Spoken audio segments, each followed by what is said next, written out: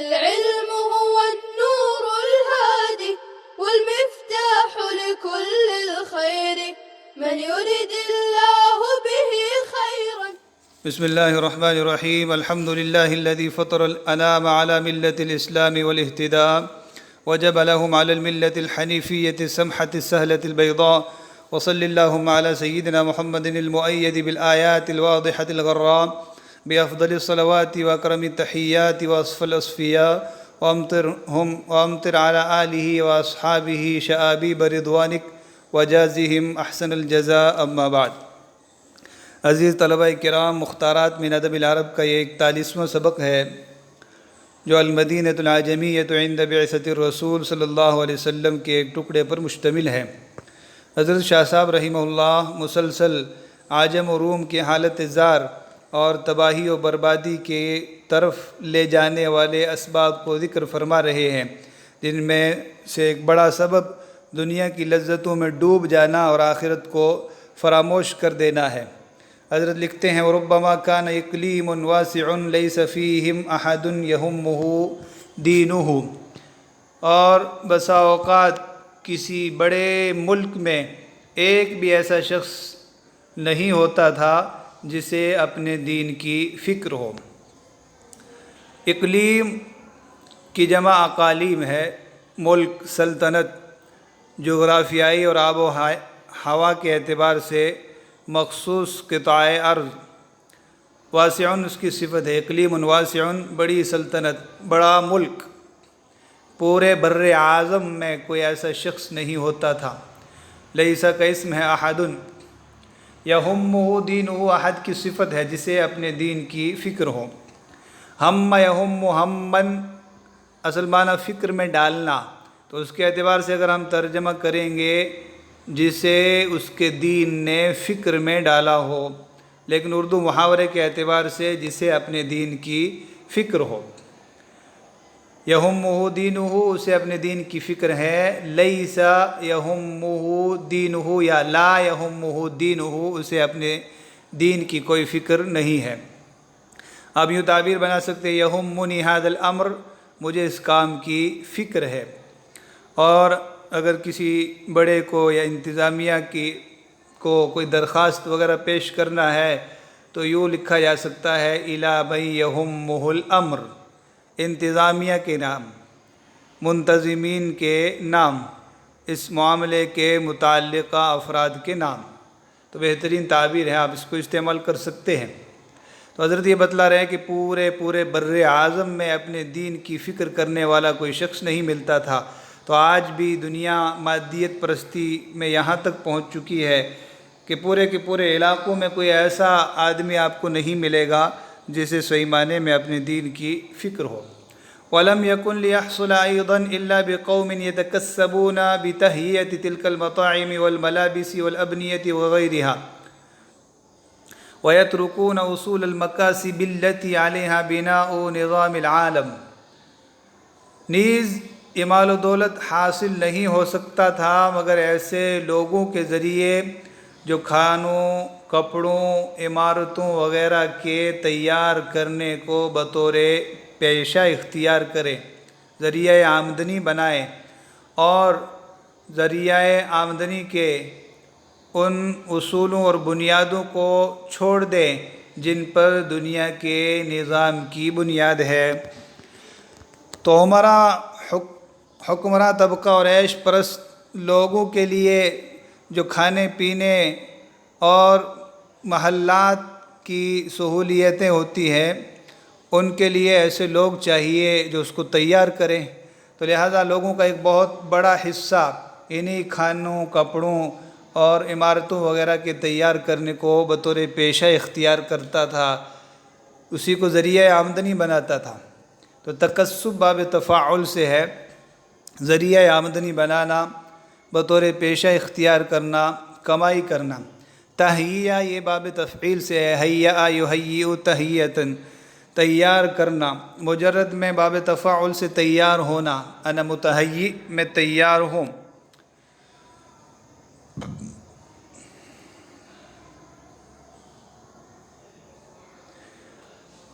مطاعم اور ملابس پہلے گزر چکا. ابنیہ بنا ان کی جمع ہے عمارت. مکاسب یہ مکسب کی جمع ہے. مکسب کا معنی کمائی یا ذریعہ آمدنی، آمدنی کے جو ذرائع ہیں تو وہ. اور اصول المکاسب سے مراد تجارت، زراعت وغیرہ ہے، کیونکہ اصل کھانے پینے کی جو چیزیں پیدا کرتے ہیں وہ یا تو تجارت سے وجود میں آتی ہے یا زراعت سے آتی ہے. ملازمتیں وغیرہ یہ تو ان کی کثرت ایک بوجھ ہے. در حقیقت اصول مکاسب زراعت اور تجارت ہے. اس لیے شاہ ولی اللہ رحمہ اللہ لکھتے ہیں کہ تجارت اور زراعت کو آٹے برابر ہونا چاہیے اور ملازمتوں کو نمک برابر ہونا چاہیے.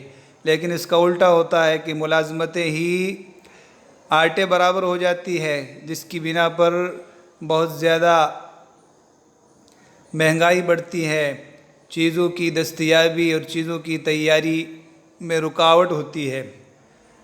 تو جب اصول مکاسب ہی چھوڑ دیں گے جن پر دنیا کے نظام کی بنیاد ہے تو ظاہر سی بات ہے کہ بہت زیادہ چیزوں کی مہنگائی بڑھے گی اور چھوٹے طبقے کے لوگوں کو وہ چیزیں مشکل سے ہی میسر آئیں گی. نظام کی جمع نظم، نظام، انتظام، بندوبست. وصار عامة من يطوف عليهم يتكلفون محاكاة الصناديد في هذه الأشياء وإلا لم يجدوا عندهم حظوة ولا كانوا عندهم على بال. اور عام طور پر جو لوگ ان کے پاس آمد و رفت رکھتے ہیں وہ ان چیزوں میں بتکلف سرداروں کی نقالی کرتے. وہ ان چیزوں میں بتکلف سرداروں اور بڑے لوگوں کی نقالی کرتے، گرچہ ان بڑے لوگوں کے پاس کوئی مقام و مرتبہ نہیں پاتے تھے اور نہ ان کے دل میں ان کی کوئی وقعت ہوتی تھی. تو حضرت یہ کہنا چاہ رہے ہیں کہ عمرا اور حکمراں طبقہ تو بہت ٹھاٹ باٹ سے رہتا تھا، محلات میں لباس اور کھانے میں بھی بہت زیادہ پرتعیش تھا. لیکن ان سے جو ملنے جلنے والے لوگ ہوتے تو وہ بھی اپنے آپ کو ان کے ہم رتبہ اور ان کے معیار کا ثابت کرنے کے لیے بتکلف ان کی نقالی کرتا، ان جیسے کپڑے پہنتے، ان جیسی سواریاں رکھتے، گرچہ ان بڑے لوگوں کے پاس ان کا کوئی مقام و مرتبہ نہیں ہوتا تھا اور ان لوگوں کے دلوں میں بھی ان کی کوئی وقعت نہیں ہوتی تھی. تکلف باب تفاعل سے ہے، بتکلف کسی کام کو کرنا، فطرت کے خلاف کسی کام کو کرنا. اور عامتو یہ مضاف ہے اور سارا کا اسم ہے، اکثریت لوگوں کی بڑی تعداد. طاف اعلیٰ آمد و رفت رکھنا، آنا جانا. محاکات پہلے بھی گزر چکا ہے، نقالی کرنا. حظوہ یہ حظیہ یحظہ سے ہے، مقام و مرتبہ رتبہ. حظیہ بالمرتبۃ العالیہ، اس کو بڑا مقام و مرتبہ مل گیا. حظیہ بالرزق، اسے بڑا، اس کو رزق مل گیا، اس کو روزی مل گئی. تو حظیہ یحظہ، حظوہ، حظوہ پانا، حاصل کرنا. تو یہاں حظوہ کا ترجمہ مقام اور مرتبہ. لم یجدوا عندهم حظوہ، حظوہ ان کے پاس ان کا کوئی مقام و مرتبہ نہیں ہوتا.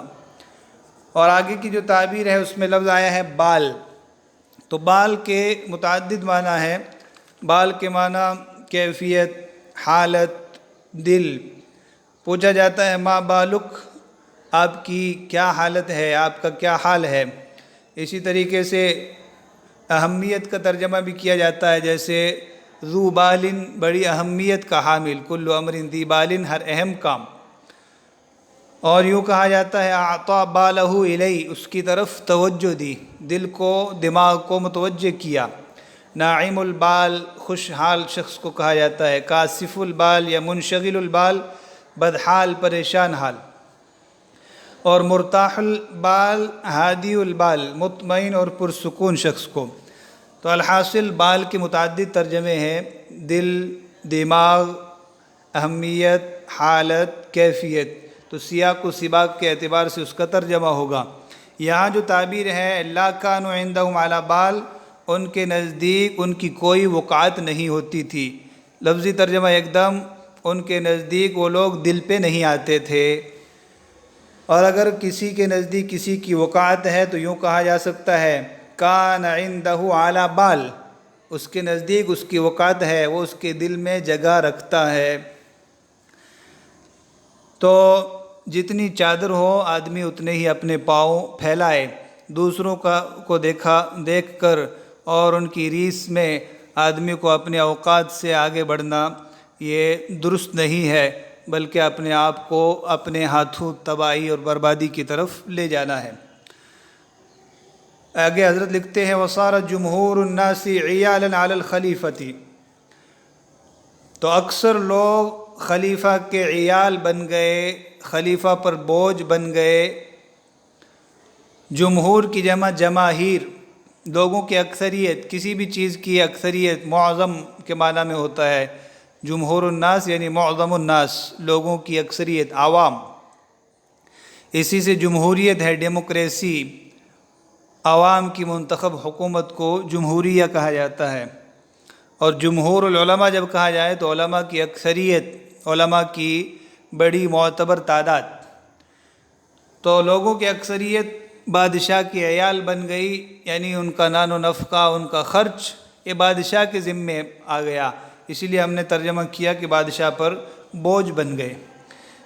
يتكففون منه تارة على أنهم من الغزاة والمدبرين للمدينة يترسمون برسومهم ولا يكون المقصود دفع الحاجة ولكن القيام بسيرة سلفهم۔ کبھی تو بادشاہ سے اس بنیاد پر مانگتے کہ وہ جنگ لڑنے والے ہیں اور شہر کا بندوبست اور انتظام سنبھالنے والے ہیں، یہ لوگ ان کی ریت اپناتے، ان کے طریقہ کار کو اپناتے اور مقصود ضرورت کو پورا کرنا نہ ہوتا بلکہ اپنے سلف کے کردار اور ان کی سیرت کو قائم رکھنا، اپنانا ہوتا تھا۔ تو لوگ بادشاہ پر کیسے بوجھ بن گئے، بادشاہ کا عیال کیسے بن گئے، حضرت اس کی وضاحت فرما رہے ہیں کہ سارے کے سارے لوگ بادشاہوں اور عمراء سے ہاتھ پھیلا کر اپنی ضرورتوں کو پورا کرنے کے لیے مال و دولت مانگتے تھے۔ تکفف باب تفاعل سے ہاتھ پھیلا کر لوگوں سے مانگنا۔ تارتن یہ مرتن کے معنی میں کبھی، اس کی جمع تارات، وَنُخْرِجُكُمْ تَارَةً أُخْرَى۔ تو کبھی کیا کہتے کہ ہم جنگ لڑنے والے ہیں، ہم شہر کا بندوبست کرنے والے ہیں۔ حضرت فرما رہے ہیں حقیقت میں یہ ایسے ہوتے نہیں تھے، بلکہ ان کے آباء و اجداد جو کسی سرکاری شعبے میں رہے ہوں، ان کی جو ریت تھی، ان کی جو رسم اور عادت تھی، اس کو اپناتے تھے، اور شہر کی اور ملک کی ضرورت پورا کرنا ان کا مقصود نہیں ہوتا تھا، بلکہ اپنے باپ دادا کی کردار کو اپنا کر ان کی طرح بادشاہ کا قرب حاصل کر کے اپنی ضرورت پوری کرنا ہوتا تھا۔ غزات یہ غازی کی جمع ہے، جنگ لڑنے والے، سپاہی، مجاہد۔ مدبر تفعیل سے اسم فاعل کا صیغہ ہے، منتظم، سیاستداں، تدبیر کرنے والا۔ ترسم باب تفاعل سے رسم اپنانا، ریت و رواج کو اپنانا۔ رسم ان کی جمع رسوم، رواج، ریت، رسم، کوئی عادت۔ مقصود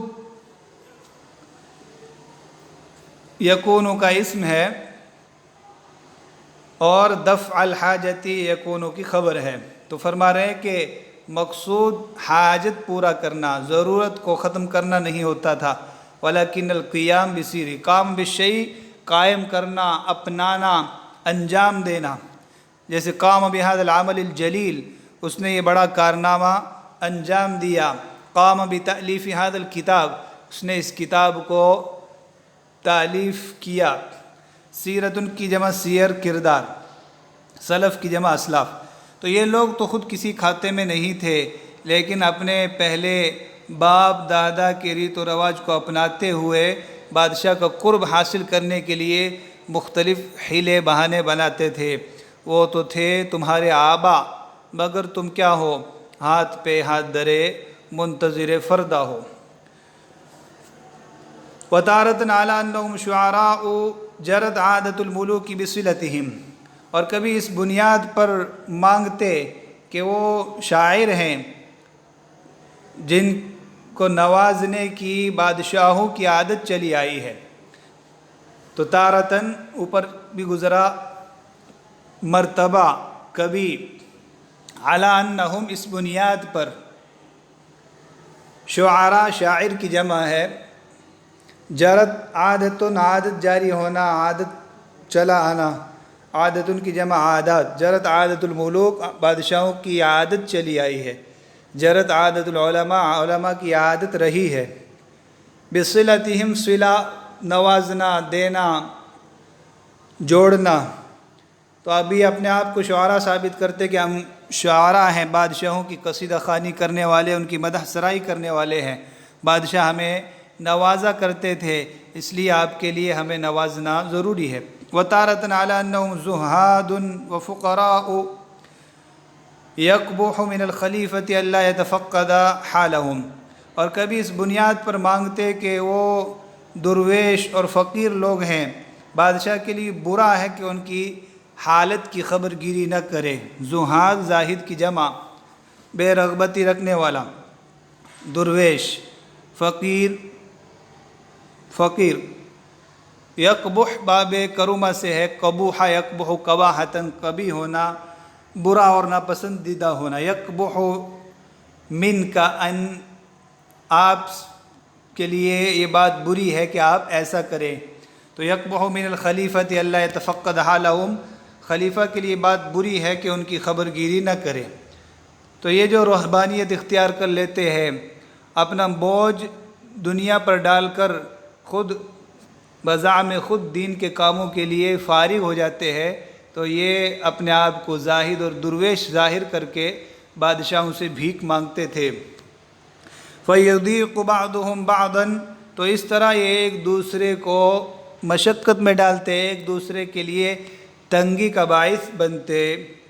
وَتَتَوَقَّفُ مَقَاصِبُهُمْ عَلَى صُحْبَةِ الْمُلُوكِ وَالرِّفْقِ بِهِمْ وَحُسْنِ الْمُحَاوَرَةِ مَعَهُمْ وَالتَّمَلُّقِ بِهِمْ، تو ان کے ذرائع آمدنی، ان کی آمدنیوں کے ذرائع بادشاہ کی ہم نشینی، ان کے ساتھ نرم رویہ رکھنے، ان کے ساتھ اچھی گفتگو کرنے، اور ان کی خوشامد اور چاپلوسی پر موقوف تھی۔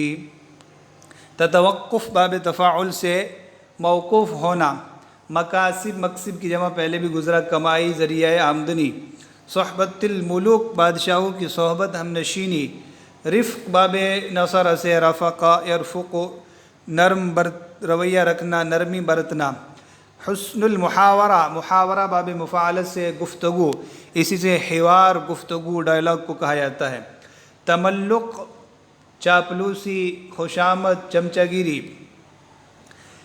تو حضرت نے یہ مختلف شکلیں بیان کی ہے کہ کوئی کسی بنیاد پر مانگتا، کوئی بہانہ کر کے مانگتا، تو الحاصل ان سب کی جو کمائی اور ذریعہ آمدنی تھا وہ مختلف حیل و بہانوں سے بادشاہوں کی چمچہ گیری اور چاپلوسی پر موقوف تھا۔ وَكَانَ ذَلِكَ هُوَ الْفَنُّ الَّذِي تَتَعَمَّقُ أَفْكَارُهُمْ فِيهِ وَتَضِيعُ أَوْقَاتُهُمْ مَعَهُ، اور یہی وہ فن تھا جس میں ان کی فکریں گہرائی تک پہنچتی اور اس میں ان کے اوقات ضائع ہوتے، اور کوئی دوسرا ہنر تو ان کو کمائی کا نہ آتا تھا، محنت، جفا کشی کرنا، خون پسینے سے کمائی کرنا، یہ تو ان لوگوں کو اس میں ان لوگوں کا دماغ نہیں چلتا تھا۔ ان کی فکریں جو چلتی تھی اور گہرائی تک پہنچتی تھی وہ فن تملق اور چاپلوسی کے فن میں، اور اسی میں ان کے اوقات ضائع ہوتے تھے۔ ہر روز بادشاہ سے کیسے ملنا ہے، اس کو آج کس بات میں خوش کرنا ہے، کس طریقے سے اس کے سامنے آداب بجا لانا ہے، تو یہی ریت رواج تھا ان لوگوں کا، اور یہ ہر زمانے میں چلا آ رہا ہے۔ آج بھی جو حکمراں طبقے کے قریب لوگ ہیں وہ انہی تملق، چاپلوسیوں وغیرہ کے ذریعے ان لوگوں کا قرب حاصل کرتے ہیں، اور یہی ان کی آمدنی کے ذرائع ہیں۔ الگ سے محنت کرنا، کوشش کرنا، کوئی حلال پیشہ اپنا کر خون پسینہ بہا کر کمائی کر کے کھانا، یہ ان لوگوں کے بس کی بات نہیں ہوتی۔